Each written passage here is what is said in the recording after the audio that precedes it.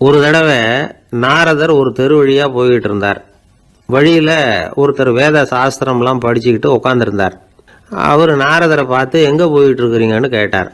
கடவுளை பார்த்துட்டு வரலாம்னு போயிட்டு இருக்கிறேன் அப்படின்னார் நாரதர். அப்படின்னா அவர்கிட்ட எனக்கு எப்போ முக்தி கிடைக்கும்னு கேட்டுட்டு வாங்களேன் அப்படின்னார் இவர். சரி கேட்டு வரேன் அப்படின்னு சொல்லிவிட்டு நாரதர் நடந்தார். கொஞ்சம் தூரத்தில் ஒரு மரத்தடியில் ஒரு தொழிலாளி செருப்பு தைச்சிக்கிட்டு உட்காந்துருந்தார். அந்த ஆளும் அதே மாதிரி கேட்டுக்கிட்டார். எனக்கு எப்போ முக்தி கிடைக்கும்னு கடவுள்கிட்ட கேட்டுக்கிட்டு வாங்களேன்னார். அவர்கிட்டையும் சரின்னு சொல்லிவிட்டு நாரதர் நேராக வைகுண்டத்துக்கு வந்து சேர்ந்தார். கடவுளை பார்த்தார். இவங்க 2 பேரும் சொல்லி அனுப்பின விஷயத்தை பற்றி கேட்டார். அதுக்கு கடவுள் சொன்னார், அந்த செருப்பு தைக்கிற தொழிலாளி உடல் நீத்ததும் உடனே என்னை வந்து அடைவான். ஆனால் அந்த சாஸ்திரம் படித்த ஆள் இப்போதைக்கு என்கிட்ட வந்து சேரமாட்டான். அவன் இன்னமும் பல பிறவிகள் எடுத்து அங்கேயே இருக்க வேண்டி இருக்குது. எப்போ இங்கே வந்து சேருவான்னு எனக்கே தெரியாது அப்படின்னார். நாரதருக்கு இதோட ரகசியம் என்னங்கிறது புரியல. எனக்கு ஒன்றும் புரியலையேன்னாரான் கடவுள்கிட்ட. சீக்கிரம் புரிஞ்சுக்குவேன், நீ திரும்பி போகிறப்போ நான் இங்கே வைகுண்டத்தில் என்ன செஞ்சுக்கிட்டு இருக்கேன்னு கேட்டால் ஒரு ஊசியின் துவாரத்தில் ஒரு யானையை கோத்துக்கிட்டு இருக்கிறேன்னு அவங்கக்கிட்ட சொல்லு அப்படின்னார் கடவுள் சிரிச்சுக்கிட்டே. நாரதர் பூமிக்கு திரும்பினார். கடவுளை பார்த்தீங்களா எப்படி இருக்கார் அப்படின்னு விசாரித்தார். வேத சாஸ்திரம் படித்தவர். ஓ பகவானா, அவர் யானையை ஊசியின் காதில் நுழைச்சிக்கிட்டு இருக்கிறார் பார்த்தேன்னார் நாரதர். ஊசி காதில் யானையா? அது எப்படி முடியும்? நீங்கள் சொல்கிறத நான் நம்ப மாட்டேன்னு விட்டார் அவர். சரி, இந்த ஆளுக்கு இறைவன் பேரில் நம்பிக்கை இல்லை அப்படிங்கிறத நாரதர் புரிஞ்சுக்கிட்டார். அடுத்தபடியாக அந்த தொழிலாளி இருந்த இடத்துக்கு போனார். இறைவனை பார்த்தீங்களான்னு கேட்டார் அவர். பார்த்தேன், ஒரு ஊசி துவாரத்தில் யானையை கோத்துக்கிட்டு இருந்தார் அப்படின்னு சொல்லிவிட்டு நாரதர் அந்த ஆள் முகத்தை கவனித்தார். அந்த தொழிலாளி இதை கேட்டுட்டு கொஞ்சம் கூட ஆச்சரியப்படலை. அவரால் முடியாத காரியம் கூட உண்டானார். என்ன இப்படி சொல்கிற? ஊசியின் துவாரத்தில் யானையை கோக்க முடியும்னு நீ நம்புறியா அப்படின்னு கேட்டார் நாரதர். நிச்சயமாக நம்புகிறேன்னார் அவர். அது எப்படி அப்படின்னு கேட்டார் இவர். இதை பாருங்கள், நான் இந்த ஆலமரத்தடியில் தான் தினமும் உட்காந்துருக்கிறேன். தினமும் இந்த மரத்திலிருந்து எவ்வளவோ பழம் கீழே விழுது. இந்த பழத்தில் இருக்கிற ஒவ்வொரு விதையிலேயும் உள்ள ஒரு ஆலமரம் இருக்குது. ஒரு சின்ன விதைக்குள்ள ஒரு பெரிய ஆலமரம் இருக்க முடியுங்கிறப்ப ஊசி துவாரத்தில் கடவுள் யானையை நுழைய வச்சாருங்கிறத ஒத்துக்கிறதுல என்ன கஷ்டம் இருக்குது அப்படின்னு ரொம்ப சர்வசாதாரணமாக பதில் சொன்னாராம் அந்த தொழிலாளி. நாரதர் யோசனை பண்ணார். இந்த தொழிலாளி வேத சாஸ்திரங்களையெல்லாம் படிக்கலைன்னா கூட அறிவுபூர்வமாக சிந்தித்து இறைவனை நம்புகிறான். அதனால தான் கடவுள் இந்த ஆளுக்கு சீக்கிரம் முக்தி கிடைக்கும்னு சொன்னார் அப்படிங்கிறத புரிஞ்சுக்கிட்டாராம். இந்த கதையில் வர்ற கடவுள், நாரதர், வைகுண்டம் இதெல்லாம் ஒரு பக்கம் இருக்கட்டும், ஒரு சின்ன விதைக்குள்ள ஒரு பெரிய ஆலமரம் தூங்கிக்கிட்டு இருக்கு அப்படிங்கிற உண்மை, அந்தரத்தில் 1000 கிரகங்கள் சுற்றிக்கிட்டு இருக்குங்கிற உண்மை, இதெல்லாம் நாம் பார்த்துக்கிட்டு தானே இருக்கிறோம். இந்த உண்மைகள் அதிசயமாக நமக்கு தெரியறதுனால அதை நம்பாமல் இருந்துட முடியாது. இயற்கையை பரிபூர்ணமாக நம்புங்கள், அந்த நம்பிக்கையே நம்ம வாழ்க்கைக்கு ஆதாரம் அப்படிங்கிறத விளக்கிறதுக்காக தான் இந்த கதை. இந்த காலத்தில் நம்ம பிள்ளைங்களுக்கெல்லாம் இது மாதிரி நம்பிக்கை அதிகமாகவே இருக்குது. ஒரு நாள் ஒரு சின்ன பையன்கிட்ட கேட்டேன், ஏன்பா கடவுள் ஒரு பானைக்குள்ளே ஒரு யானையை நுழைய வச்சுட்டாருன்னு சொன்னால் அதை நீ நம்புவியா அப்படின்னு கேட்டோம். நம்புவேன் சார், அது ஒன்றும் பெரிய அதிசயம் இல்லைன்னா. எப்படிறான்னு கேட்டோம். எப்படின்னா அந்த பானை அந்த யானையை விட பெருசாக இருந்திருக்கும், அவ்வளவுதான் அப்படின்னு சொல்கிறான். பொங்கல் திருநாள். பொங்கல் திருநாள்னா இது ஏதோ அறுவடை திருநாள் அப்படின்னு சொல்லுவோம். அதாவது வருஷம் பூரா நாம் பாடுபட்டு அதனுடைய பலனை அனுபவிக்கிற நாள் அப்படிங்கிறது நாம் சொல்லிகிட்டு இருக்கிறது. இது முக்கியமாக இது ஒரு நன்றி அறிவிப்பு நாள் அப்படின்னு சொல்லுவாங்க. இன்றைக்கி நிறைய நன்றி அறிவிப்பு கூட்டம்லாம் நடந்துக்கிட்டு இருக்குல்ல, அது மாதிரி விவசாயிகள் நடத்துகிற ஒரு நன்றி அறிவிப்பு விழா இது. யாருக்கு நன்றி சொல்கிறாங்கன்னா ஆதவனுக்கு. அதாவது சூரியன் இல்லைன்னா விவசாயம் இல்லை. அதனால் ஆதவனுக்கு நன்றி செலுத்துகிற நாளாக இந்த பொங்கல் திருநாளை நாம் கொண்டாடுறோம். அதாவது இந்த பொங்கலில் விவசாயிகள்கிட்டேருந்து நிறைய பண்புகளை நாம் தெரிஞ்சுக்க வேண்டிய நாள் இது. விவசாயிகள் அவங்க விவசாயம் முன்னேறி இருக்கிற அளவுக்கு விவசாயிகளுடைய வாழ்க்கை தரம் முன்னேறலை. அந்த அளவுக்கு அவர்கள் நாட்டுக்காக உழைச்சிக்கிட்டு இருக்கிறாங்க. அந்த காலத்திலே அதை பற்றி ஒரு கதை சொல்கிறது உண்டு. ஒரு வயசான ஆள் நிலத்தில் ஏறு உழுதுகிட்டு இருந்தாராம். கிழிஞ்சு போன ஒரு சின்ன துண்டை தான் இடுப்பில் கட்டியிருந்தாராம். தலையில் ஒரு கந்தலை சுற்றி இருந்தார். உடம்பு பூரா சேரு, ரொம்ப ஏழை. ஏறு ஓட்டிகிட்டு இருக்கிறவர் வேறு எப்படி இருப்பார்? இருந்தாலும் அந்த ஆள் ரொம்ப ஜாலியாக பாட்டு பாடிக்கிட்டே ஏறு உழுதுகிட்டு இருந்தாராம். உடம்புல தான் அவர் ஏழையை தவிர மனசில் ஒரு ஏழையாக தெரியல. அந்த சமயத்தில் அந்த நாட்டு ராஜா அந்த பக்கமாக குதிரை மேலே வந்தாராம். வேட்டைக்கு போயிட்டு பரிவாரங்களோடு திரும்பி வந்துக்கிட்டு இருக்கிறார். ரொம்ப செல்வ செழிப்பில் இருக்கிற ராஜா அவர் இந்த வயசான விவசாயியை பார்த்துருக்கார். இந்த ஆள் ரொம்பவும் ஏழைங்கிறது அவர் பார்த்தாவே பளிச்சுன்னு தெரியுது. கட்டிக்கிறதுக்கு நல்ல துணி இல்லை, உடம்போ இழைச்சி போயிருக்குது, வயிறு முதுகில் போய் ஒட்டிக்கிட்டு இருக்கு, கண்ணு குழி விழுந்து போயிருக்குது. ஆனாலும் முகத்தை பார்த்தா சந்தோஷமாக இருக்கிற மாதிரி இருக்குது. இவ்வளோ உற்சாகமாக பாடிக்கிட்டு இருக்கிறாரே அப்படின்னு ஆச்சரியமாக நினச்சி பார்த்தார் அந்த ராஜா. சரி, அவர்கிட்ட கொஞ்சம் பேச்சு கொடுத்து பார்க்கலாம் அப்படின்னு முடிவு பண்ணார். ஐயா பெரியவரே, இப்படி கொஞ்சம் வர முடியுமான்னாராம். பொழுது போகிறதுக்குள்ளே நான் இந்த வயல் பூரா உழவு ஓட்டி ஆகணும், அதனால் பேசுகிறதுக்கு நேரம் இல்லை அப்படின்னாராம் அந்த பெரியவர். என்ன அவ்வளவு அவசரமாக? மீதி இருந்தால் நாளைக்கு உழுதக்கூடாதா? அது சரி, உனக்கு எத்தனை ஏக்கர் நிலம் இருக்குது அப்படின்னு விசாரிச்சிருக்கார் ராஜா. எனக்குன்னு சொந்தமாக உள்ளங்கை அளவு கூட நிலம் கிடையாது. இது எங்கள் முதலாளியோட நிலம். இதை பூராவும் உழுது முடித்தாதான் அவர் கூலி கொடுப்பார். நான் கூலிக்கு உழுதுகிட்டு இருக்கிறேன். உங்ககிட்ட பேசிக்கிட்டு இருந்தால் அவருக்கு துரோகம் பண்ணது மாதிரி ஆகிடும் அப்படின்னாராம். ராஜா குதிரையை விட்டு கீழே இறங்கினார். வரப்பில் நடந்து அந்த பெரியவர்கிட்டே போனாராம். சரி, ஒரு நாள் பூரா உழுதா உனக்கு எவ்வளவு கூலின்னு கேட்டிருக்கார். 8 அணா கூலி கிடைக்கும்னாராம் அவர். இது ரொம்ப காலத்துக்கு முன்னாடி நடந்த ஒரு சம்பவங்கிறதுனால அப்போ 8 அணா கூலிங்கிறது ரொம்ப பெருசு. இருந்தாலும் அதுவும் அந்த ராஜாவுக்கு பெரிய கூலியாக தெரியல. இவ்வளவு தானா, இதை வச்சுக்கிட்டு நீ எப்படி காலம் தள்ளுற அப்படின்னாராம். ஒன்றும் கவலை இல்லை அப்படின்னாராம் அவர். ராஜாவுக்கு ரொம்ப ஆச்சரியமாக போச்சு. 8 அணா கூலி வாங்குகிற இந்த ஆள் கவலை இல்லாமல் இருக்கிறார், ஏராளமான வசதியோடு இருக்கிறன்னா கவலை இல்லாமல் வாழ முடியலையே அப்படின்னு நினச்சி பார்த்துருக்கார். அது சரி, 8 அணாவில் எப்படி குடும்பம் நடத்துகிற அப்படின்னு கேட்டாராம். எனக்கு கிடைக்கிற 8 அணாவில் 2 அணா குடும்பத்துக்கு செலவழிக்கிறேன், 2 அணா பழைய கடனுக்கு கொடுக்குறேன், 2 அணா தர்மம் செய்கிறேன், 2 அணா வட்டிக்கு கொடுக்குறேன், ஒரு குறையும் இல்லைன்னாராம். ராஜாவுக்கு ஒன்றும் புரியல. எனக்கு ஒன்றும் புரியலேன்னு இருக்கார். ஐயா, எனக்கும் என் மனைவிக்கும் 2 அணா செலவாகுது.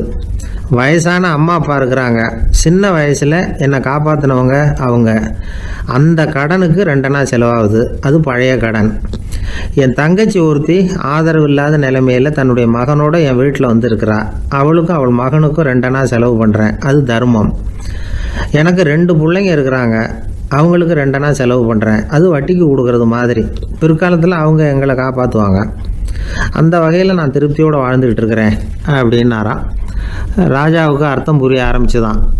அந்த பெரிய நிலத்தை விலை கொடுத்து வாங்கி அந்த பெரியவருக்கே தானமாக கொடுத்துட்டாராம். இப்போ உழுதவருக்கே நிலம் சொந்தமாயிட்டுது. அன்னையிலேருந்து அரசனுக்கும் ஆறுதல் கிடைச்சிதான். இப்படி ஒரு கதை சொல்லுவாங்க. 8 அணா வருமானத்தை வச்சுக்கிட்டு எப்படி காலத்தை தள்ளுறதுன்னு சொல்கிறதுக்காக இந்த கதையை சொல்கிறதாக யாரும் தப்பாக நினச்சிக்கக்கூடாது. கிடைக்கிறத எப்படி பங்கு போடுறார், எப்படி திருப்தியாக வாழறார் அப்படிங்கிறது தான் முக்கியம். அது மாதிரி இன்றைக்கு இந்த பொங்கல் திருநாளில் உழவர்கள் மனசு மகிழ்ச்சியாக இருந்ததுன்னா அது எல்லாரும் மகிழ்ச்சியாக இருக்கிறது மாதிரி அர்த்தம். அதனால் அவர்கள்ட்டேருந்து நாம் பாடம் கற்றுக்கணும். சில உழவர்கள் தங்கள் நிலத்தில் விளையிறத தாங்கள் சாப்பிட மாட்டாங்க, அடுத்தவங்கள்ட்ட விற்றுட்டு சந்தையில் போய் வேறு அரிசி வாங்கிட்டு வந்து தான் இவங்க சாப்பிடுவாங்க. அப்படிப்பட்ட விவசாயிகள்லாம் இது உண்டு. பங்கிடுகிற பண்பை உழவர்கள்ட்டேருந்து கற்றுக்கொள்ளுங்கள் அப்படிம்பாங்க. ஒருத்தர் ஒரு தவறு செஞ்சு விடுறாருன்னு வச்சுக்கோங்க, உடனே நீ செஞ்சது தவறு அப்படின்னு சொல்கிறது ஒரு வகை. அதுக்கு பதிலாக எது சரின்னு அவர் புரிந்து கொள்ள உதவி செய்கிறது இன்னொரு வகை. இந்த 2வது வகை இருக்குது பாருங்கள், நிர்வாக இயலில் இது ரொம்ப முக்கியம். அலுவலகத்தில் வேலை பார்க்குற ஒருத்தர் முக்கியமாக தெரிஞ்சுக்க வேண்டியது என்ன தெரியுமா? சக ஊழியர்கள்கிட்ட எப்படி பழகணும், மேலதிகாரிகள்கிட்ட எப்படி பழகணும், தனக்கு கீழே வேலை செய்கிறவங்கக்கிட்ட எப்படி பழகணும், வாடிக்கையாளர்கள்கிட்ட எப்படி பழகணும், இவங்க எல்லார்கிட்டையும் செம்மையான உறவை ஏற்படுத்திக்கிறது எப்படி. இதையெல்லாம் சொல்லிக் கொடுக்குற பாடம் தான் இன்டர் பர்சனல் ஸ்கில், திறமையான உறவு அப்படிங்கிறது. எந்த வேலையில் இருந்தாலும் சரி, இந்த உறவுகளை வளர்க்கும் திறன் உள்ளவங்க சீக்கிரம் முன்னுக்கு வந்துடுறாங்க. மற்றவங்க கிட்ட உறவை பலப்படுத்திக்கிறது எப்படி அப்படின்னு தெரிஞ்சுக்கிட்டோம்னா எந்த ஒரு தடையையும் சுலபமாக தாண்டி செய்கிற தொழிலில் முன்னுக்கு வந்துடலாம். ஹார்வர்டு பல்கலைக்கழகத்தில் ஒரு கணக்கெடுப்பு பண்ணி பார்த்தாங்களாம். பார்க்குற வேலையில் எது மாதிரி குணாதிசயம் உள்ளவங்க வேகமாக முன்னுக்கு வர்றாங்க அப்படின்னு தெரிஞ்சுக்கிறதுக்காக இந்த கணக்கெடுப்பு. வெவ்வேறு துறையில் வேகமாக முன்னுக்கு வந்திருக்கிற பல பேரை சந்தித்து இந்த சர்வேயை நடத்தியிருக்கிறாங்க. அவங்க கண்டுபிடிச்சி சொல்லியிருக்கிற உண்மை என்ன தெரியுமா? ஒருத்தர் ஒரு வேலையில் இருந்தால் அது சம்பந்தப்பட்ட சப்ஜெக்ட் பற்றிய அறிவு 35% இருந்தால் போதுமா. ஆனால் உறவுகளை வளர்க்கக்கூடிய திறன், இன்டர் பர்சனல் ஸ்கில்லு 65% வேணும். இப்படி உள்ளவங்க சீக்கிரம் முன்னுக்கு வந்துடுறாங்களாம். அதனால் ஒருத்தருக்கு வேலை சரியாக புரியலைன்னா கூட விவரமாக மற்றவங்கக்கிட்ட பழகிறது எப்படின்னு புரிஞ்சால் போதும், அவர் முன்னுக்கு வந்துடலாம். அலுவலகங்களில் மட்டும் இல்லை, எல்லா இடங்கள்லையும் இது ரொம்ப முக்கியம். வீட்டுக்குள்ளேயும் இது ரொம்ப முக்கியம், வீட்டுக்கு வெளியேயும் இது முக்கியம். அடுத்தவங்க கிட்ட பழகிறது எப்படிங்கிறத தெரிஞ்சிக்காதவன் வாழ்க்கையில் முன்னேற முடியாது. இன்றைக்கி ஆயுதங்களால் காயப்படுத்தி கொள்ளுகிறவர்களை விட வார்த்தைகளால் காயப்படுத்தி கொள்ளுகிறவர்கள் தான் அதிகம். பெரியவங்க என்ன சொல்கிறாங்க தெரியுமா? நீங்கள் இந்த பூமியில் பிறந்ததன் அர்த்தம் பூர்த்தி ஆகணும்னா அடுத்தவங்களுக்கு உதவி பண்ணுங்க. அடுத்தவங்களுக்கு உதவி செய்ய முடியாவிட்டால் கூட பரவாயில்லை, ஆனால் யாரையும் புண்படுத்தி விடாதீங்க அப்படின்னு சொல்கிறாங்க. எனக்கு தெரிஞ்ச ஒருத்தர் ஒரு அலுவலகத்தில் வேலை பார்க்குறார். அவர் சொல்லுவார், எனக்கு இந்த இன்டர் பர்சனல் ஸ்கில் ரொம்ப அதிகம் சார். சக ஊழியர்கள்கிட்ட ரொம்ப சுமூகமாக நடந்துக்குவேன். என் கூட வேலை பார்க்குற ஒருத்தருக்கு ஏதாவது ஒரு கஷ்டம்னா அந்த சமயத்தில் அவர் செய்ய வேண்டிய வேலையை நான் செஞ்சிருவேன் சார் அப்படிம்பார். நான் அவர்கிட்ட சமீபத்தில் அப்படி ஏதாவது செஞ்சுருக்கீங்களா அப்படின்னு கேட்டேன். செஞ்சுருக்கேன் சார். போன வாரம் புதன்கிழமை ஆஃபீஸில் என் பக்கத்து சீட்டுக்காரருக்கு வயிற்று வலி. உடனே நான் மெடிக்கல் லீவ் போட்டுவிட்டு எங்கள் வீட்டுக்கு போயிட்டேன் சார் அப்படின்னார். ஒரு பெரிய பியானோ கலைஞர் வியன்னாவில் இருந்தார். ரொம்ப புகழ்பெற்ற இசை கலைஞர் அவர். இங்கிலாந்து மகாராணி விக்டோரியா அவருடைய சங்கீதத்தை கேட்கணும்னு ஆசைப்பட்டாங்க. அவரை அரண்மனைக்கு கூப்பிட்டாங்களாம். பியானோ வாசிக்க சொல்லி கேட்டாங்களாம். இவரும் ரொம்ப பிரமாதமாக வாய்ச்சி காட்டியிருக்கார். உடனே பாராட்டி பரிசுகள்லாம் கொடுத்து அனுப்புனாங்களாம். அந்த இசையை கேட்கறதுல அரசிக்கு ரொம்பவும் ஆர்வம் உண்டு. அதனால் அதுக்கப்புறமும் அந்த கலைஞர் அடிக்கடி அரண்மனைக்கு வர வேண்டிய அவசியம் ஏற்பட்டது. ஏன்னா அரசி கூப்பிட ஆரம்பித்தாங்க. இவர் போகணும், அங்கே இசை நிகழ்ச்சி நடத்தணும். இவர் அங்கே பாடி வாசிக்கிறது உண்டு. ஒரு தடவை மகாராணி அவரை பார்த்து, உங்கள் நாட்டு தேசிய கீதம் பாடுங்களேன் அப்படின்னு கேட்டாங்களாம். உடனே அவர் தன்னுடைய நாடான ஆஸ்திரியாவின் தேசிய கீதத்தை பாடியிருக்கிறார். அவர் பாட ஆரம்பித்த உடனே மகாராணி எழுந்திரிச்சு நின்னாங்களாம். அதுக்கு மரியாதை செலுத்துகிற நோக்கத்தோட பாட்டு முடிகிற வரைக்கும் அப்படியே நின்றுக்கிட்டு இருந்தாங்களாம். இதுதான் அந்த அரசியினுடைய பெருந்தன்மை. அதாவது நாட்டுப்பற்றுங்கிறது அந்த அளவுக்கு அப்படி இருக்கணும். இப்படி ஒரு அரசியே நம்ம நாட்டு தேசிய கீதத்துக்கு எழுந்திரிச்சு நின்று மரியாதை செலுத்துறாங்க அப்படிங்கிறத புரிஞ்சுக்கும் பொழுது அந்த முதிய கலைஞரின் மகிழ்ச்சிக்கு அளவே இல்லையாம். அதுக்கப்புறம் அந்த பியானோ கலைஞர் ஒரு நாள் தன்னுடைய நண்பர் ஒருத்தர்கிட்ட பேசிக்கிட்டு இருந்தாராம். அப்போ சொன்னாராம், மகாராணியார் எனக்கு எவ்வளவோ பரிசுகள்லாம் கொடுத்துருக்குறாங்க. ஒரு தடவை எனக்கு வைரக்கல் பதித்த அணி ஒன்றை கூட பரிசாக கொடுத்தாங்க. ஆனால் அதை விட உயர்ந்த விலை மதிக்க முடியாத அணி என்ன தெரியுமா? நான் என்னுடைய நாட்டு தேசிய கீதத்தை நான் பாடுறப்போ அவங்க எழுந்திரிச்சு நின்று மரியாதை செலுத்தினாங்களே, அதுதான் எனக்கு கிடைச்ச மிகப்பெரிய பரிசு அப்படின்னாராம். எனக்கு தெரிஞ்ச சங்கீத வித்வான் ஒருத்தர் இருக்கார். சமீபத்தில் ஒரு நாள் அவரை பார்த்தேன். எப்படி போயிட்டுருக்கு உங்கள் தொழில் அப்படின்னு கேட்டேன். ரொம்பவும் வித்தியாசமாக போயிட்டுருக்குங்க அப்படின்னார். என்ன சொல்கிறீங்க அப்படின்னு. முன்னாடியெல்லாம் நான் பாடினா எதிரில் இருக்கிறவங்க தான் எழுந்திரிச்சு போயிட்டு இருந்தாங்க. இப்போ எப்படின்னா நான் பாட ஆரம்பிச்சுட்டா உடனே பக்கவாத்தியக்காரனே எழுந்திரிச்சு போடுறான் அப்படின்னார் ரொம்ப வேதனையோட. ஒரு ஆள் நிம்மதியாக மகிழ்ச்சியாக இருந்தானா உங்கள் நிம்மதிக்கும் மகிழ்ச்சிக்கும் என்ன காரணம்னு கேட்டிருக்கார் இன்னொருத்தர். என்கிட்ட இருந்தது பூராவையும் என் பிள்ளைங்களுக்கு சமமாக பங்கு போட்டு கொடுத்துட்டேன், எனக்குன்னு எதுவுமே வச்சுக்கல, அதுதான் நிம்மதிக்கு காரணம்ன்றிருக்கான். உங்ககிட்ட இருந்தது எவ்வளவு இருந்தது அப்படின்னு கேட்டிருக்காரு அவர். மொத்தமாக ஒரு 50,000 ரூபா இருக்கும் அப்படின்னு இருக்கான். அவ்வளவும் பணமாகவே இருந்ததா அப்படின்னு கேட்டிருக்காங்க அவங்க. இல்லைங்க, அவ்வளவும் கடன், அதை தான் பிரித்து கொடுத்துருக்கேன் பிள்ளைங்க கிட்ட அப்படின்னு நானும். அவன் ஒரு பள்ளிக்கூடம், அதில் வசதியான வீட்டுக்குள்ள ஒருத்தன் படிச்சுக்கிட்டு இருந்தான். இன்னொரு ஏழை பையனும் அங்கே படிச்சுக்கிட்டு இருக்கிறான். இவங்க 2 பேரும் ஒரே தெருவில் தான் இருக்கிறாங்க. பணக்கார வீட்டு பையன் பங்களாவில் இருந்தான். அவனுக்கு வேலை செய்யறதுக்காக சில வேலை ஆட்கள் உண்டு. அதனால அவன் நல்லா சாப்பிடுவான், தூங்குவான், ஏதோ வரணுமேங்கிறதுக்காக பள்ளிக்கூடத்துக்கு வருவான், போவான், அவ்வளவுதான். இந்த ஏழை பையன் இருக்கானே, அவன் அப்படி இல்லை. காலையில் எழுந்திருப்பான், உடற்பயிற்சி பண்ணுவான், அவங்க வீட்டில் கிடைக்கிற சாதாரண உணவு அதை அளவோடு சாப்பிடுவான், வீட்டில் உள்ள வேலைகளையும் செய்வான், பள்ளிக்கும் தவறாமல் வந்துடுவான். அவனுக்கு கூட பிறந்த சகோதர சகோதரிகள் 8 பேர். எல்லாரும் தன்னம்பிக்கையோட அவங்க வேலையை செஞ்சுக்கிட்டு இருந்தாங்க. இந்த பையன் எப்பவும் உண்மையை தான் பேசுவான், கடமையை ஒழுங்காக செய்வான். ஆசிரியர்களுக்கு இவனை ரொம்ப பிடிக்கும். அதனால் இவனை அந்த பள்ளிக்கூடத்து மாணவர் தலைவனை ஆக்கியிருந்தாங்க. இது அந்த பெரிய இடத்து பையனுக்கு பிடிக்கல. மாணவர் தலைவனுக்கு பணிஞ்சு போகிறதுக்கும் அவனுக்கு விருப்பம் இல்லை. ஒரு நாள் வகுப்பில் ஆசிரியர் எல்லா மாணவர்களுக்கும் ஒரு வேலை கொடுத்தாரு. எல்லாரும் அதை சுறுசுறுப்பாக செஞ்சுக்கிட்டு இருக்கிறாங்க. இவன் மட்டும் சோம்பலாக உட்காந்துருக்கிறான். ஆசிரியர் அந்த பக்கமாக வந்தார், இதை பார்த்துட்டார். உடனே மாணவர் தலைவனாக இருக்கிற அந்த ஏழை பையனை கூப்பிட்டார். இந்த பாருப்பா, ஏன் அந்த பையன் இப்படி சும்மா உட்காந்துருக்கிறான், என்னன்னு விசாரிச்சு சொல்லு அப்படின்னு சொல்லிவிட்டு உள்ளே போயிட்டார். இவன் மெதுவாக போய் அவங்ககிட்ட விசாரிச்சான், ஏன் இப்படி சோர்ந்து போய் உட்காந்துருக்கிற அப்படின்னு. அவன் ரொம்ப அலட்சியமாக இவனை திரும்பி பார்க்குறான். என்னோட சிரமம் உனக்கு என்ன தெரியும்? வீட்டில் என்னுடைய சௌகரியங்களை கவனிக்கிற வேலையாட்கள் 2 பேரும் இன்னைக்கு வேலைக்கு வரல. அதனால் என்னோட வேலையெல்லாம் நானே கவனிக்கிற மாதிரி ஆயிட்டுது. அதனால் சோர்ந்து போயிட்டேன் அப்படின்னு நான். அப்புறம் கேட்டிருக்கான், அது சரி, உன்னுடைய வீட்டில் உன்னுடைய வேலைக்காரங்க வராத போது நீ எப்படி சமாளிக்கிற அப்படின்னு கிண்டலாக கேட்டிருக்கான். அதாவது இவன் ஏழைங்கிறதையும் இவன் வீட்டில் வேலை செய்யறதுக்கு யாரும் இல்லைங்கிறதையும் இப்படி சொல்லி கிண்டல் பண்ணுறான். இந்த ஏழை பையனுக்கு இது புரிஞ்சுது. மனசு வேதனை போட்டுது. இருந்தாலும் வெளியில் காட்டிக்காமல் சிரிச்சுக்கிட்டே சொன்னானா, எனக்கு அந்த கவலையே கிடையாது. என்னுடைய உதவிக்கு நான் நினைச்ச உடனே என்னுடைய காரியத்தை செய்யறதுக்கு 8 பேர் எப்பவும் தயாராக இருப்பாங்க அப்படின்னு நான். இவன் இப்படி சொன்னதும் அவனுக்கு ஒரு மாதிரி ஆயிட்டு தான். தலையை குனிஞ்சுக்கிட்டே போயிட்டான். உள்ளே உட்காந்துருந்த ஆசிரியர் காதில் இது விழுந்தது. உடனே இந்த ஏழை பையனை உள்ளே கூப்பிட்டு போனார். கேட்டார், என்னப்பா இப்படி சொல்கிற? இவன் பொய் சொல்ல மாட்டாங்கிறது அவருக்கு தெரியும். அவனை சமாளிக்கிறதுக்காக இப்படி ஒரு பொய்யை சொல்லியிருப்பாங்கிறதையும் அவரால் ஏற்றுக்க முடியல.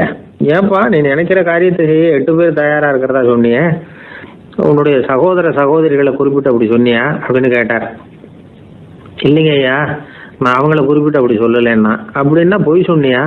இந்த சின்ன விஷயத்துக்கு அப்படி பொய் சொல்லலாமான்னார். ஐயா, நான் பொய்யும் சொல்லலைன்னா. இவன் அப்படின்னா நீ சொன்னதுக்கு என்ன அர்த்தம்னார்.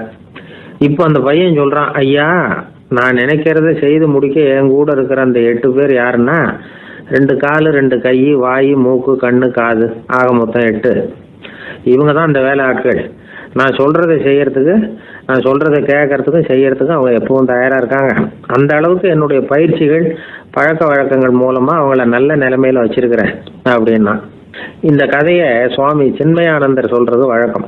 இயற்கை நமக்கு கொடுத்துருக்கிற வேலையாட்கள் இந்த 8. இவங்களை நல்ல முறையில் வச்சிருந்து வேலை வாங்க வேண்டியது நம்முடைய கடமை. அந்த கடமையை ஒழுங்காக செஞ்சுக்கிட்டு வந்தால் வாழ்க்கையில் வெற்றி நிச்சயம். இல்லைன்னா குழப்பம்தான். புத்தி சரியா இல்லைன்னா இந்த வேலையாட்கள் நாம் சொல்கிறத கேட்க மாட்டாங்க.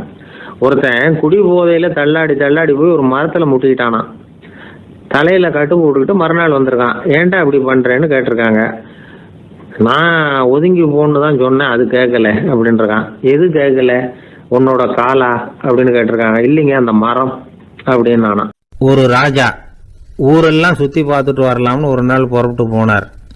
ஒரு இடத்துல தறி நெசவு வேலை ரொம்ப மும்முரமாக நடந்துக்கிட்டு இருந்தது.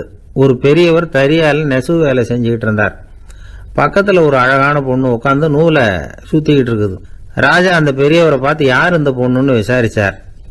ராஜா அப்படி கேட்டதும் அவருக்கு ரொம்ப பெருமையாக போயிட்டுது.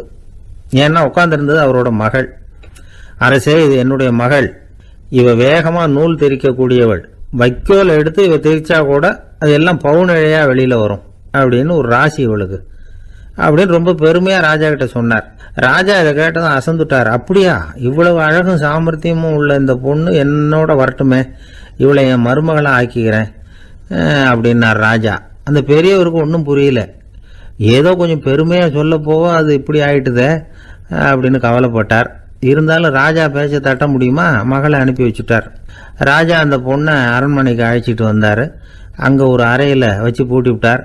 அந்த ரூமு நிறைய வைக்கோலை கொண்டாந்து போட்டு அடைச்சாங்க. 3 ராட்டைகள் வேற வச்சுருந்தாங்க. நாளைக்கு பொழுது விடியறதுக்குள்ளே நீ இந்த வைக்கோலை எல்லாம் தங்க இழைகளாக மாற்றி காட்டணும். நாளைக்கு காலம்புறம் வந்து நான் இந்த அறை கதவை திறப்பேன். உன் தகப்பன் சொன்னது மாதிரி எல்லாம் தங்கமாக மாறி இருக்கணும், இல்லைன்னா நீ உயிர் தப்ப முடியாது அப்படின்னு உத்தரவு போட்டார். பாவம் அந்த பொண்ணு என்ன பண்ணும்? பகல் பூரா அழுதுகிட்டே உட்காந்துருக்குது. ராத்திரி பூராவும் தூக்கம் வரல. மறுநாள் அதிகாலை நேரத்தில் யாரோ கதவை தட்டுற சத்தம் கேட்டுது. பயந்துக்கிட்டே கதவை திறக்கிறா. திறந்து பார்த்தா வெளியில் 3 அவலட்சணமான பெண்கள். ஒருத்திக்கு கால் அகலமாக முறை மாதிரி இருக்குது, இன்னொருத்திக்கு கட்டை விரல் கரண்டி மாதிரி பெருசாக இருக்குது. மூணாவது பொண்ணுக்கு உதடு தடிச்சு ரப்பர் மாதிரி தொங்கிக்கிட்டு இருக்கு. யார் நீங்கள், உங்களுக்கு என்ன வேணும் அப்படின்னு கேட்குது இந்த பொண்ணு. நாங்கள் உங்களுக்கு உதவி செய்கிறதுக்கு தான் வந்திருக்கிறோம் அப்படின்னு சொல்லி உள்ளே வந்தாங்க, உட்காந்தாங்க. கொஞ்ச நேரத்துக்குள்ளே உள்ளே இருந்த வைக்கோலையெல்லாம் தங்க இழைகளாக மாற்றி கொடுத்துட்டு போயிட்டாங்க. காலையில் ராஜா வந்தார், பார்த்தார், ஆஹா பேஷுன்னார். இன்னும் கொஞ்சம் வைக்கோலை கொண்டாந்து அந்த ரூமில் போட சொன்னார். இந்த வைக்கோலையும் இன்னைக்கு தங்கமாக மாற்றிவிடு, நாளைக்கு மறுநாள் உனக்கும் இளவரசனுக்கும் கல்யாணம்னு சொல்லிவிட்டார். இன்னைக்கு ராத்திரி அந்த 3 பொண்ணுங்களும் வந்தாங்க, வைக்கோலை பொண்ணு இழைகளாக மாற்றினாங்க, புறப்பட்டாங்க. இந்த பொண்ணு அவங்க காலில் விழுந்து வணங்கினா, என் உசுரை காப்பாற்றினீங்க, உங்களுக்கு நான் என்ன கைமாறு செய்ய போகிறேன் அப்படின்னா. பயப்படாத, நீ விரும்பினா எங்களுக்கு ஒரு உதவி செய்யலாம். உன்னுடைய கல்யாணத்துக்கு நாங்கள் 3 பேரும் வரோம். நீ எங்களை வரவேற்று ராஜாக்கிட்டையும் இளவரசர்கிட்டையும் நாங்கள் உன்னோட பெரியப்பா பொண்ணுங்கன்னு சொல்லி அறிமுகப்படுத்தி வை, நாங்கள் விருந்து சாப்பிட்டுட்டு போயிடுறோம் அப்படின்னாங்க. ரொம்பவும் சந்தோஷமாக சரின்னு ஒத்துக்கிட்டா. கல்யாண நாள் வந்தது. கல்யாணம் ரொம்ப கோலாகலமாக நடந்துக்கிட்டு இருக்கு. எல்லா தேசத்து ராஜா ராணிகளும் வந்துக்கிட்டு இருக்கிறாங்க. அந்த 3 அவலட்சணமான பொண்ணுங்களும் சேர்ந்தாங்க. யார் இவங்கன்னு கேட்டார் ராஜா. என் பெரியப்பா பொண்ணுங்க அப்படின்னா அந்த பொண்ணு. காலும் உதடும் கட்டை விரலும் ஏன் இப்படி உங்களுக்கு அவலட்சணம் ஆயிட்டுது அப்படின்னு கேட்டார்.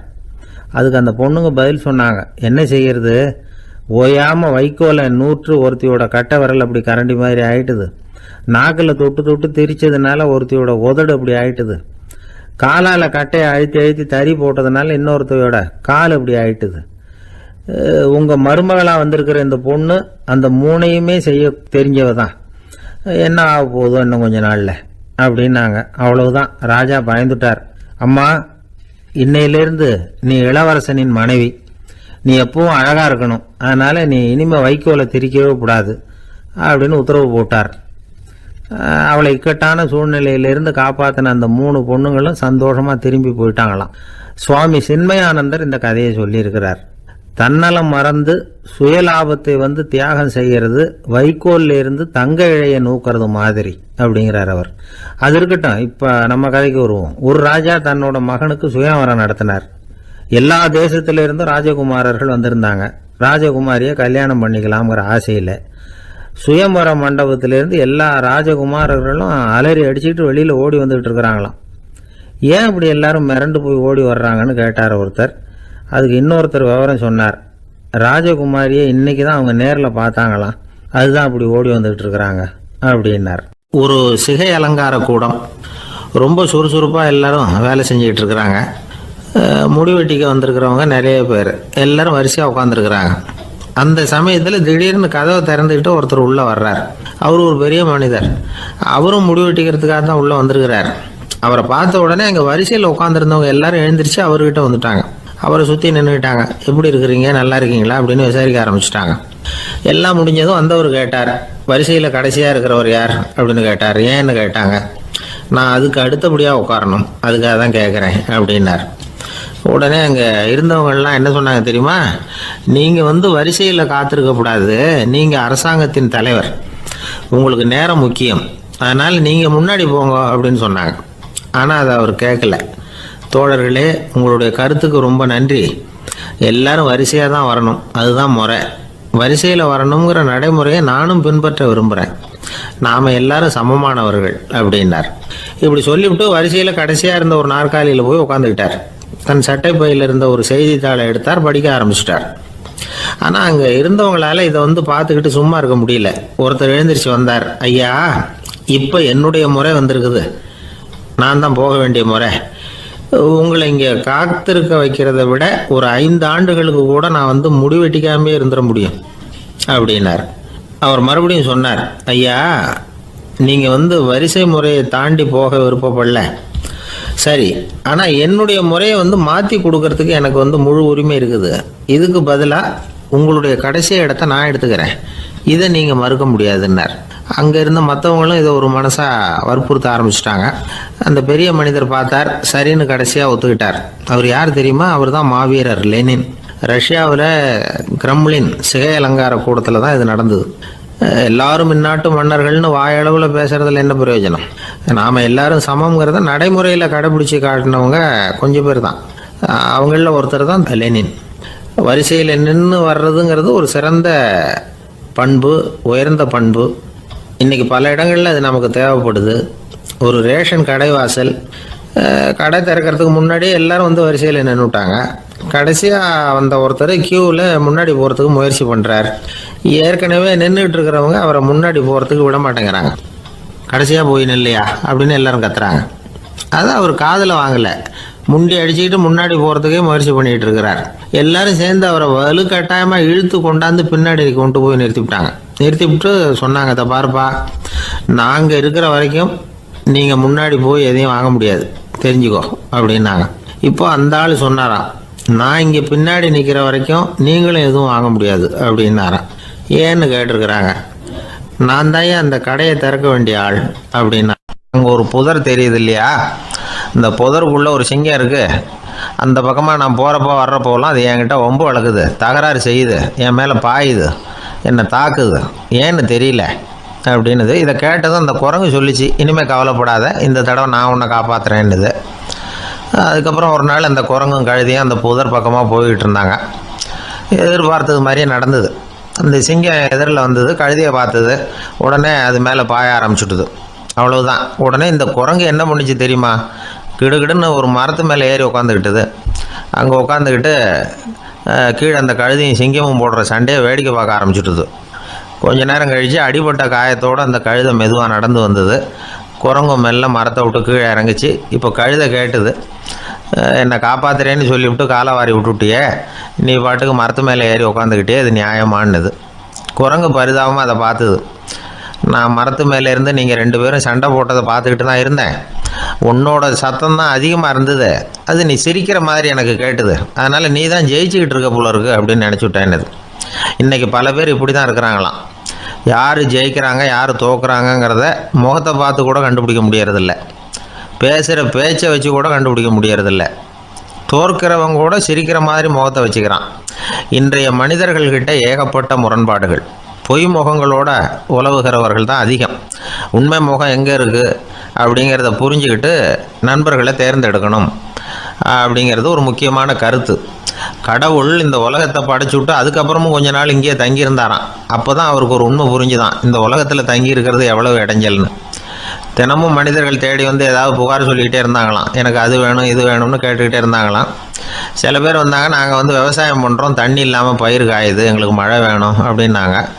அவங்க போனதும் அதுக்கப்புறம் சில பேர் வந்தாங்க, நாங்கள் வந்து மண்பானை செய்கிறவங்க, நிறைய பானை செஞ்சு வச்சுருக்குறோம், மழை பெஞ்சால் எல்லாம் கரைஞ்சி வீணாக போயிடும், அதனால் இன்றைக்கி மழை பெய்யக்கூடாதுன்னாங்க. கடவுள் பார்த்தார், அவருக்கு என்ன பண்ணுறதுன்னே தெரியல, ஏகப்பட்ட குழப்பம், தலையை பிச்சுக்கலாம் போல் இருந்தது, கிட்டத்தட்ட பைத்தியம் பிடிக்கிற அளவுக்கு ஆகிட்டுது. எல்லாருடைய ஆசைகளையும் அவரால் நிறைவேற்ற முடியல, ஏன்னா ஒன்றுக்கு ஒன்று முரண்பாடாக இருந்தது.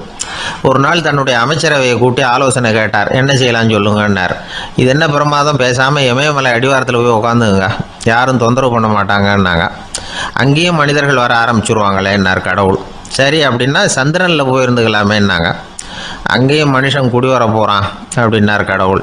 வெகு தூரத்துக்கு அப்பால் உள்ள நட்சத்திர மண்டலத்துக்கு போயிடலான்னாங்க. இதெல்லாம் நிரந்தர தீர்வாகாது, நிரந்தரமாக இந்த மனிதனுடைய தொல்லையிலேருந்து நான் விடுபடணும், அதுக்கு ஏதாவது வழி சொல்லுங்கன்னார் கடவுள். ஒரு வயசான ஆள் வந்தார், கடவுளுக்கு காதோட காதாக ஒரு வழியை சொன்னார். கடவுளுக்கு முகம் மலர்ந்தது, அதுதான் சரி, அப்படியே செஞ்சுடலான்னார். அந்த ஆள் சொன்ன ரகசியம் என்ன தெரியுமா, மனிதனால் அடைய முடியாத ஒரு இடம் இருக்குது, அது வேறு எங்கேயும் இல்லை, அவனுக்கு உள்ளே இருக்குது, அங்கே போய் மறைஞ்சிங்க, அதுக்கப்புறம் மனிதர்களால் உங்களுக்கு தொந்தரவு இருக்காதுன்னார். மனிதன் நினைக்காத இடம் அதுதான். அதாவது உள்ளுக்குள்ளே இருக்கிற உண்மையை புரிஞ்சிக்காமல் வெளியில் எங்கேயோ அது இருக்கிறதாக நினச்சி வரட்டிக்கிட்டு அலையிறான் மனுஷன். உள்ளே இருக்கிற உண்மை புரிஞ்சால் நாம் தன்னம்பிக்கையோடு தலை நிமிர்ந்து வாழலாம். வேடிக்கையாக ஒரு கதை சொல்லுவாங்க, இதை பாருங்கள், நம்ம பையன் எங்கே பணம் வச்சாலும் எடுத்து விட்றான், என்ன பண்ணுறதுன்னாங்க அம்மா. அப்பா கொஞ்சம் நேரம் யோசனை பண்ணார், அதுக்கப்புறம் சொன்னார், அவன் கண்ணில் படாத இடமா நம்ம வீட்டில் இருக்கிறது ஒரே இடம் தான், அங்கே பணத்தை வை திருட்டு போகாதுன்னார். அது எந்த இடம்னு கேட்டாங்க. அதுதான் அவன் பாட புஸ்தகம், அதில் வச்சிரு, அவன் தொடவே மாட்டான், பாட புத்தகத்தை தொடாமல் பரீட்சையில் வெற்றி பெற முடியாது அப்படிங்கிறத புரிஞ்சுக்கணும். உள்ளே இருக்கிற உண்மையை தொடாமல் வாழ்க்கையில் வெற்றி பெற முடியாது. அதனால் உண்மையை புரிஞ்சுக்கிட்டால் வாழ்க்கையில் வெற்றி நிச்சயம். ஒரு நண்பர் அவசரமாக என்கிட்ட ஓடி வந்தார். அப்புறம் சொன்னார், என்னால் நம்பவே முடியல சார், என் பையனா அப்படி அப்படின்னு சொல்லி ஆச்சரியப்பட்டார். உங்கள் பையன் அப்படி என்ன தான் செஞ்சுட்டான் அப்படின்னு கேட்டேன். என்னால் முடியாத ஒரு காரியத்தை அவன் செஞ்சுட்டான் சார் அப்படின்னார். அது என்னன்னு தான் சொல்லுங்களேன். என்ன 5வது வகுப்பில் அவன் ஒரே தடவையில் தேறிட்டான் சார், அதாவது ஒரே அட்டம்ப்டில் பாஸ் ஆகிருக்கான் அப்படின்னார் மூச்சு வாங்க. கஷ்டப்பட்டு பரீட்சை எழுதுனது அவன், இவருக்கு ஏன் மூச்சு வாங்குது? நம்மால் செய்ய முடியாத ஒரு காரியத்தை இன்னொருத்தர் செய்யும் பொழுது அது நமக்கு ஆச்சரியமாக இருக்குது. சர்க்கஸ் பார்க்குறோம், ஒருத்தர் அந்த இடத்துல தொங்குறார், அது நமக்கு ஆச்சரியம். ஏன்னா அது நம்மால் முடியாத காரியம். நம்மால் முடியாத ஒன்றை அடுத்தவர் எளிதாக செய்யும் பொழுது நாம் மருள்வது இயற்கை. இதை தான் தொல்காப்பியம் மருட்கை அப்படின்னு சொல்லுது. இந்த வியப்பு இருக்குதே, இது 4 வகையில் ஏற்படுறதாக தொல்காப்பியம் சொல்லுது. அது என்ன 4 வகை? முதல் வகை எப்படின்னா புதுமையான அரிய செயல்களை செய்கிறது. 2வது வகை என்னென்னா பெரும் செயல்களை செய்கிறது. 3வது வகை என்னென்னா மிக நுட்பமான செயல்களை செய்கிறது. 4வது வகை என்னென்னா ஆக்கம் தரும் செயல்களை செய்கிறது. புதுமை, பெருமை, சிறுமை, ஆக்கமோடு மதினம் சாலா மருட்கை 4 அப்படிங்கிறது தொல்காப்பியம்.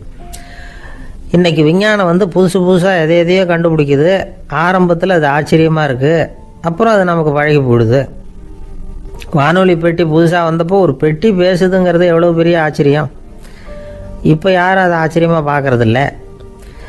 மதினம் சாலா மருட்கை அப்படின்னு ஒரு சொற்றொடர் வருது பாருங்க, அதில் கருத்தாழம் உண்டு. எதை பற்றியும் போதுமான அளவு புரிந்து கொள்ளாத போது ஒருத்தர் ஆச்சரியப்படுறார். புரிந்து கொண்ட பிறகு ஆச்சரியம் மறைஞ்சு போடுது. மிக நுட்பமான செயல்களும் நம்ம ஆச்சரியப்பட வைக்கும். ஒரு அரிசியில் ஒரு திருக்குறள் எழுதி காட்டுறாங்க, ஒரு முட்டை ஓட்டுக்குள்ளே ஓவியம் தீட்டி காட்டுறாங்க. கருங்கல் சிற்பங்களில் எவ்வளவு நுட்பமான வேலைப்பாடுகளை எல்லாம் பார்த்து ஆச்சரியப்படுறோம்.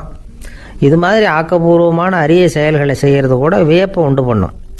குப்பை கூலங்களை கூட வாழ்க்கைக்கு பயன்படுகிற பொருளாக மாற்றுகிறவர்கள் இருக்காங்க, அவர்களுடைய செயல் வியப்பு அளிக்குது. இடைக்காட்டு சித்தர் பாடின 30 நூலில் வர்ற ஒரு பாடல், ஆற்றல் பிறர் அறிதலின் அகம் கிளர்வு உறுதலின் கற்று அறி பாணர் கழுமிய கோடலின் தோற்றம் உருகவே போற்றல் சால் வியப்பே.